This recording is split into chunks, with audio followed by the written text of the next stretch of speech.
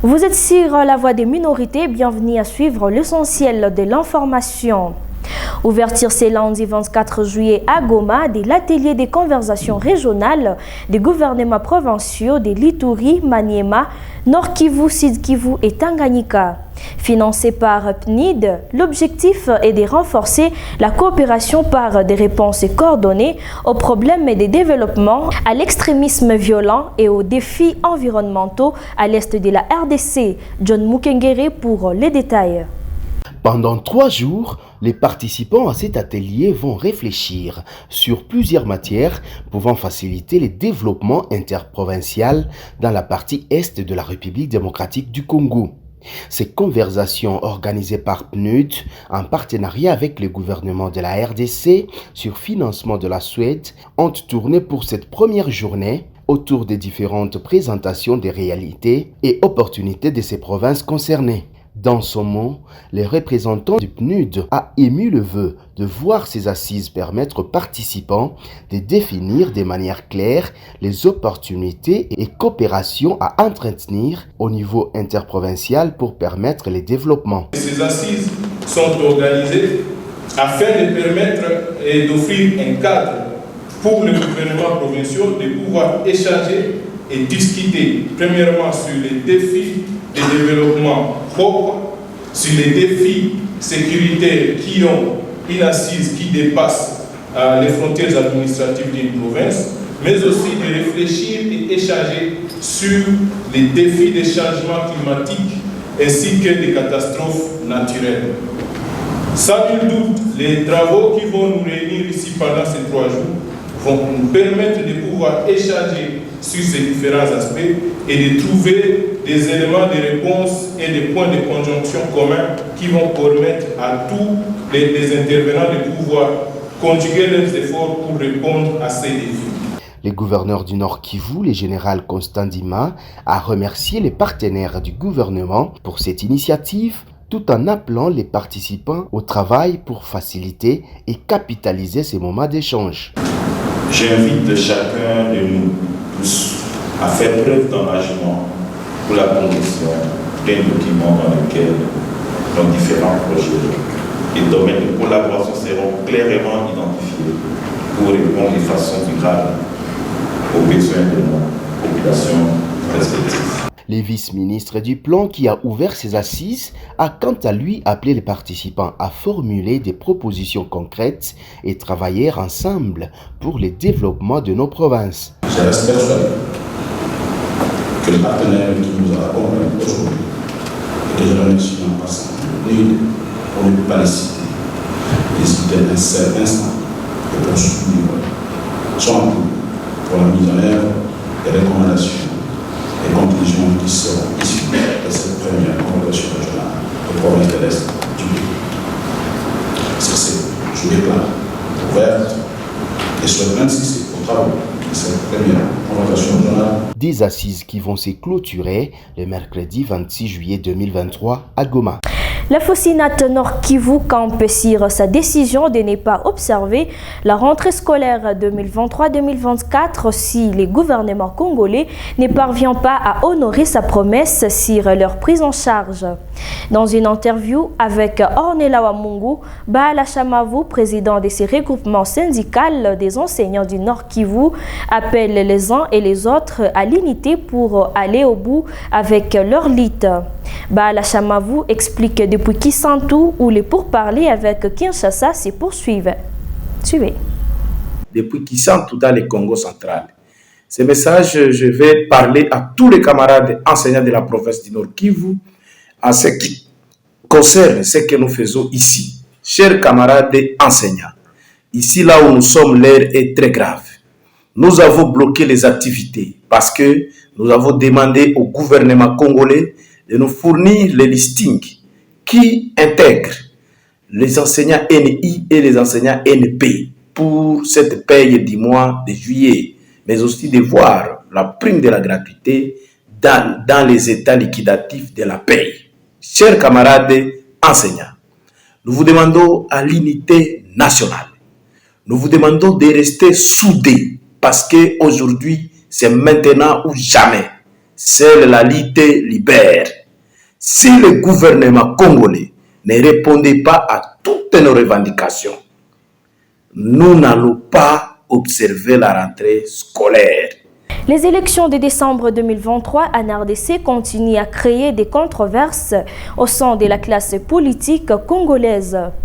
Au niveau de l'ECD, parti cher à Martin Fayoulou, la ville de Goma annonce le lancement de la campagne Hakuna Uchaguzi Bila Rutshuru, Masisi na Nyiragongo pour pousser le gouvernement congolais à tout mettre en œuvre pour libérer toutes ces zones sous emprise du M23. Au même moment, les groupes de pression Veranda Mutsanga menacent de saboter les élections si cette partie du pays reste écartée de ces élections. Retour sur cet élément dans ces reportages de Didi Mastaki. Au Nord Kivu, l'ECD, bureau fédéral, s'oppose à toute idée de partir aux élections de décembre 2023 sans les électeurs de Rutshuru, Masisi et une partie de Nyiragongo, écartés de ces grands rendez-vous de l'histoire démocratique de la RDC suite à la persistance de la guerre du M23 dans ces deux territoires du Nord Kivu dans la partie est de la RDC. Pour montrer les ras-le-bol, le membre de ces partis politiques lance la campagne Pas d'élection sans Rutshuru et Masisi qui commence ce mercredi. C'est de Rutshuru et Masisi. Ces élections qui veulent donner une voie de balkanisation de notre pays. C'est pour cela que nous avons dit on commence dès ce mercredi.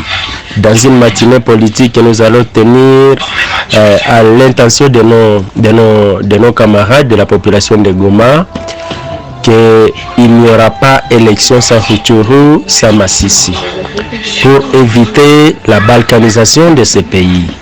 Parce que le M23 et le Rwanda pourront profiter de cette occasion pour montrer au peuple de Rutshuru et Masisi que voilà, Kinshasa ne vous aime pas, ils font leur élection sans vous. Et vous n'avez d'ailleurs pas de carte. Donc ils pourront profiter et faire croire à la population de Rutshuru que Kinshasa en tout cas méfie cette partie du territoire. C'est là où nous à l'ECD on a dit nous devons faire une trêve politique au Nord Kivu et nous ranger derrière cette campagne. Pas d'élection sans Rutshuru, sans Masisi, pour sauver nos deux territoires et pour dire au gouvernement qu'ils doivent mettre tout en œuvre pour libérer ces territoires. Au même moment, face à cette absence annoncée par la centrale électorale des territoires susmentionnés, la Veranda Mutsanga crée une forte agitation des structures citoyennes et politiques de la province du Nord Kivu. Ces groupes de pression menacent de saboter les élections de décembre 2023 si jamais les forces régionales qui sont présentes en République démocratique du Congo ne parviennent pas à libérer Rutshuru, Masisi et Nyiragongo de l'emprise du M23 pour que l'enrôlement suivi des élections puisse s'y organiser. Situation qui fait mauvais présage pour ces élections qui seront le 4e dans la longue marche démocratique empruntée par la RDC. Et c'est là, après que certains territoires de la province du Nord Kivu et Yumbi ont été écartés lors de l'élection présidentielle de 2018. Les mouvements citoyens et groupes de pression de la ville de Goma projettent le lancement de la campagne Génocost, génocide économique à l'est de la RDC. Dans les explications, Jacques Sinzaïra souligne que c'est pour eux de remémorer toutes les victimes des massacres enregistrés dans la partie est de la RDC depuis l'avènement du Rassemblement congolais pour la démocratie, RDC Rébellion, proclamé le 2 août 1998 à l'est du pays. Pourquoi cette campagne? Élément de réponse est dans ses commentaires de Didi Mastaki. Le Génocost, ou génocide économique à l'est de la RDC, c'est la nouvelle campagne qui débute le 2 août 2023 en ville du Goma, en mémoire à tous les Congolais exterminés depuis les débuts de la seconde guerre de la RDC lancée par les Rwandais en 1998 sous le label des Rassemblements congolais pour la démocratie RCD. Selon les organisateurs de cette campagne, il est temps d'honorer la mémoire des victimes de cette guerre du Rwanda en RDC qui, à en croire le propos de Jacques Sinzaïra, pas un des organisateurs, elle est restée plus tournée vers le pillage des ressources naturelles du pays, suivi des tueries à ciel ouvert de plusieurs milliers de Congolais. Le 2 août, c'est une journée demandée par le Congolais comme une journée de génocide économique au Congo. Et que le monde entier sache que les Congolais sont victimes de leurs richesses. Et voilà pourquoi il y a un génocide qui s'est fait depuis plus de 2 décennies. Plus de 10 millions de Congolais ont perdu la vie. Pour eux, c'est aussi une façon de montrer au monde entier le degré de souffrance qui traverse les Congolais depuis les années 98. Une souffrance imposée par les supplétifs de RDF, armée rwandaise, à travers la rébellion du RCD. Cette guerre qui les opposait au régime de Laurent Désiré Kabila a seulement un an qu'il a été porté au pouvoir par ses parents rwandais, burundais et ougandais en 1997. Ils émettent le vœu de voir les gouvernements congolais rebaptiser les ronds-points Signers au cœur de la ville du Goma, rond-point Génocoste, pour ne pas oublier les moments forts traversés par les Congolais et ainsi appeler le monde entier de les faire de la manière la plus pacifique qui se soit, dans le strict respect des lois de la RDC. Certains pays étrangers voulaient convoiter les richesses du Congo et ils ont baissé le sang des Congolais. Nous demandons à nos autorités que les ronds-points Signers soient dénommés ronds-points Génocoste, que ces gens qui convoitent nos minéraux cessent à verser le sang de nos frères, qu'ils viennent respecter les lois de nos pays, en fait qu'ils puissent exploiter dans toute légalité. Le 2 août reste une date historique dans l'histoire politique et sécuritaire du pays. Ces jours-là, à la Radio Star, actuellement la sous-station de la RTNC en province du Nord Kivu, fit proclamer la rébellion du RCD avec à sa tête les feux professeur Wamba Diawamba, avec dans sa suite plusieurs autres personnalités transfuges du jeune régime d'Mzé Laurent Désiré Kabila après la chute de Mobutu Sese Seko Kukungwendu Azabanga. Et cela a causé plusieurs massacres de plusieurs personnes, notamment de Makobola, Katogota, au Sud Kivu et nombreux autres dans les Rutshuru, Masisi, Lubero et Beni, et qui ont coûté la vie à plusieurs Congolais, sans oublier les moments tragiques de la guerre des 7 jours à Kisangani, à côté des pillages à grande échelle des minéraux congolais, dont les coltas, la cassiterite et plusieurs autres. Les récentes démonstrations militaires réalisées par le FARDC, armée congolaise, suscitent plusieurs réactions dans les chefs de la population de la ville de Goma. Dans une vox pop réalisée par la rédaction de Moutetesi Télévision, plusieurs personnes reçoivent mal cette démonstration, parlant également de la montée en puissance des FARDC. Les gens veulent voir des actions concrètes sur le terrain, surtout dans les contextes actuels caractérisés par la guerre qui persiste dans la partie est du pays. De son côté, Espoir Ngaloukié, désormais acteur politique, considère cela comme une façon de cracher sur le millier de morts qui continue à être enregistrés au Nord Kivu. Les précisions avec Edouard Semeli et Ange Kaimulo dans cet élément. Kama waliweza kufanya ile marshe haiyakuwa mbaya, iko vizuri kwa kuwa sikusema kama leo hii tunakuwa saka tunaishi mwa hii maisha ya mateso ya magumu, sema manake arme yetu haina force au iko incapable. Hapana, hata na sisi wasivile tunajua kama tuko na nguvu, lakini kwa sababu tu inakuwa ni masituasyon yenye siko politize, ndio sababu inaonekana sasa kama tunakuwa sasa tunaendelea kuteseka, ijapokuwa tuna nguvu ya kuweza kujikomboa. Hakuna changement inaweza kuwa muinchi fulani ama kwa population fulani kama hakuna ka réforme fulani au ka révolution fulani. Et ben c'est quelque chose à féliciter de voir notre armée prendre le dessus. C'est quelque chose à féliciter de voir notre armée montrer qu'elle est capable. Elle a tout. Aux États-Unis par exemple, il suffit juste qu'ils aient quelque chose, qu'ils créent quelque chose et ils sont capables de montrer ça au monde entier. Je pense que c'est quelque chose à féliciter pour notre armée, mais cela ne suffit pas. Il faudra maintenant ajouter cela, montrer maintenant, à part la démonstration, aller maintenant au front et puis témoigner, battre l'ennemi et le repousser très loin, le plus loin possible. On ne démontre pas la puissance de l'armée par un défilé. On démontre la puissance d'une armée, des pays en guerre, des pays agressés au champ de bataille. c'est au champ de bataille. Quand on va chasser tous ces rebelles, tous ces terroristes du M23 chez eux au Rwanda, c'est là qu'on va dire que nous avons une armée puissante. Aussi longtemps que ces rebelles sont dans notre pays, on ne peut pas dire qu'on a une armée puissante. Aussi longtemps que les militaires étrangers, la MONUSCO, la force de l'EAC, les mercenaires roumains, russes, je ne sais pas, aussi longtemps qu'ils seront dans notre pays, on ne dira pas qu'on a une armée puissante. Et aucun pays ne peut envoyer ses militaires mourir pour un autre pays, pour le Congo. Et vous savez, actuellement le Congo a le record du monde d'avoir sur son territoire un grand nombre de militaires étrangers.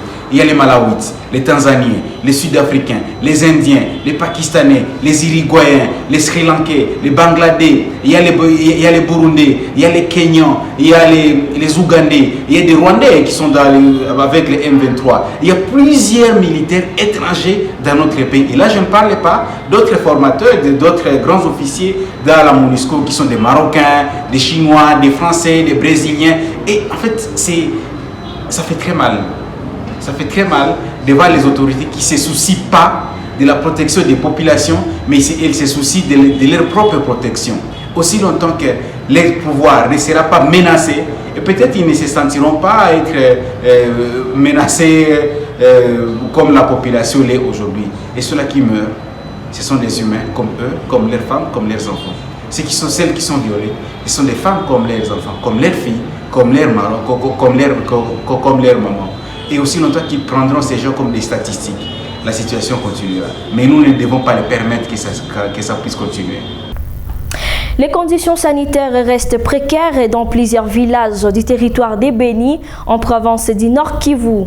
Au centre de santé des références des Loumé, attaqué il y a une année par les rebelles des forces démocratiques alliées, ADF, incendiant certains bâtiments. Aujourd'hui, la maternité peine à fonctionner faute du bâtiment, lits et intramédicaux. En reportage de Delphin Mupanda depuis Béni.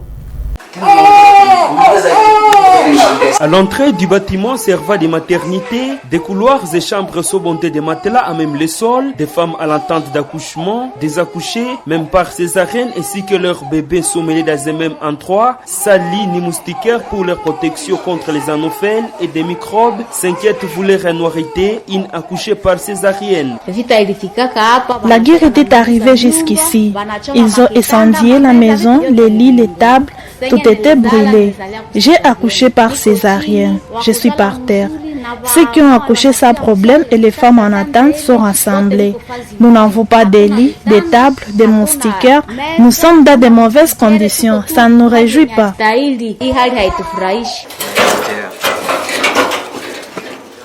Cette situation s'explique par l'absence du bâtiment équipé pour la bonne prise en charge de la maternité depuis que cette structure a été attaquée par l'ADF et incendié la maternité et les blocs de soins intensifs, explique Roger Nyamoa, agent sanitaire au centre de santé des références de Loumé. Il est conscient des risques sanitaires que traversent les femmes et les nouveau-nés dans cette structure vu leur niveau élevé de vulnérabilité. Le fait de dormir par terre, il y a des infections qui peuvent facilement se développer au niveau, par exemple, des plaies. Chez les femmes césarisées, chez les AFA aussi, comme les AFA ont une faible immunité et sont plus exposés. Ça fait une année que les bâtiments étaient réduits à centre, mais on est en train de recevoir toujours les parturientes dans des conditions là. Nous n'avons pas assez de moyens pour nous-mêmes nous construire ces bâtiments parce que nous avons fait beaucoup d'étapes pour construire ces bâtiments, mais qui ont été brûlés à quelques secondes. Malgré que le centre de santé des références de Loumé est la plus grande structure sanitaire de cette commune, elle n'a pas été retenue pour le projet de développement local de 145 territoires initié par le chef de l'État Félix Tshisekedi pour matérialiser le programme de la couverture santé universelle. Cette structure n'a pas rempli les critères pour la matérialisation du projet. Toutefois, indiquent les autorités locales, un centre hospitalier sera bientôt construit dans le cadre du même projet pour soulager la population. Issé Miambo Arnold est bourgmestre de Loumé. Dans les projets de 145 territoires,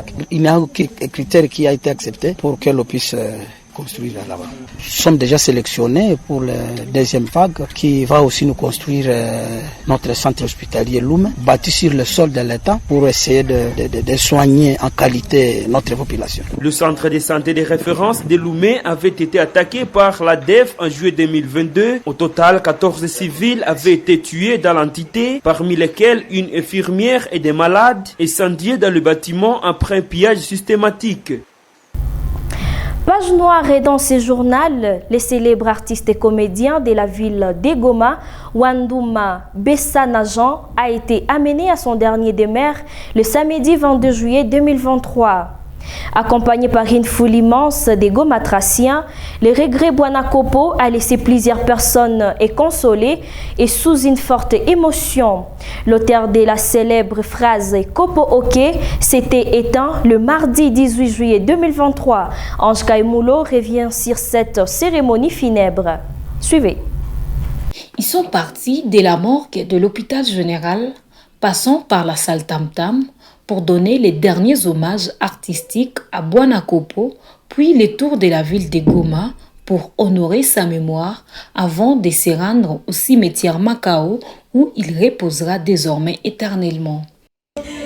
Voilà les leaders, tous les artistes, levez les mains. Les leaders sont tombés.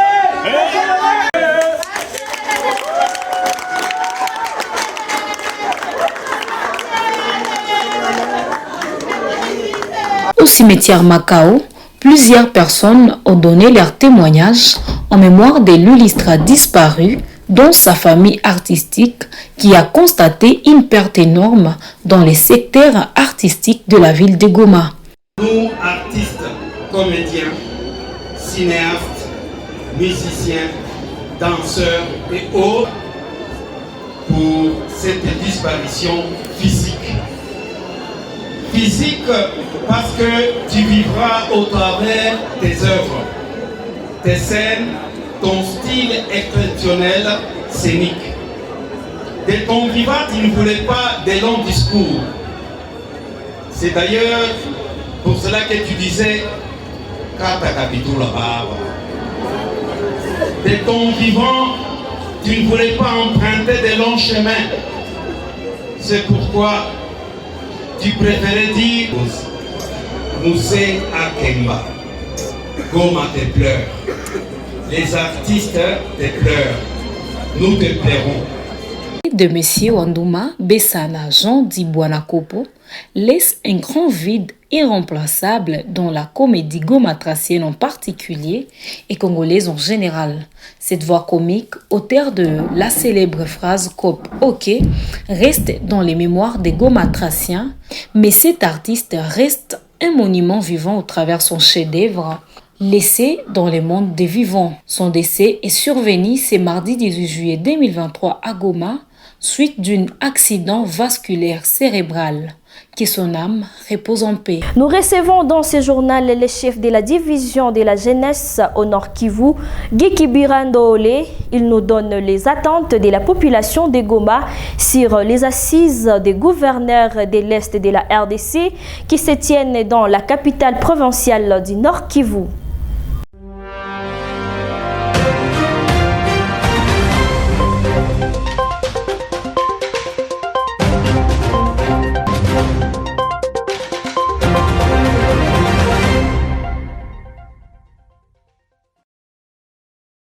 Partage plusieurs problèmes communs, entre autres des problèmes liés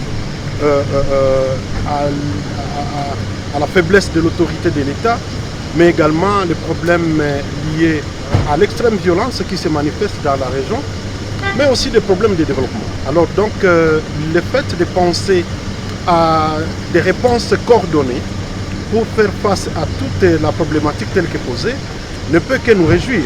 Et en tant que responsable de la jeunesse en province du Nord Kivu, l'un des secteurs que dirige le gouverneur, nous pensons qu'il faille que ce genre d'activités se fassent de temps en autre et que ça implique les autres divisions sectorielles. Pourquoi? Parce qu'une réponse, la réponse qu'on cherche, elle doit être durable et ça voudrait dire qu'il fallait que ça soit holistique. Et ainsi donc s'assurer que les autres secteurs sont impliqués parce que, comme vous l'aurez remarqué, il n'y a jusque-là que la division des finances, la division du budget, la division de la jeunesse et qui participent à ces assises, alors que les autres secteurs de la vie contribuent également au bon fonctionnement de notre pays. Et le fait d'approcher les autres provinces nous amène à la mutualisation et à l'échange des expériences, ce qui va permettre à ce que, par exemple, les nouvelles provinces qui sont concernées, je pense par exemple à la province de Tanganyika, puissent profiter de l'expérience des autres provinces qui ont un peu d'avance par rapport à eux. Voilà ce que nous attendons de cette activité, c'est le fait de tenir compte de l'implication effective des autres divisions sectorielles pour que nous puissions booster tous les secteurs de la vie nationale au même moment, mais également qu'on donne ces opportunités d'échange et mutualisation d'expériences qui vont devoir permettre à ce que les nouvelles provinces puissent profiter des expériences des autres et ainsi élaborer leurs plans annuels de développement, mais également penser à des activités beaucoup plus adaptées aux situations de chaque province. Voilà en termes d'attente. Merci beaucoup. Merci beaucoup.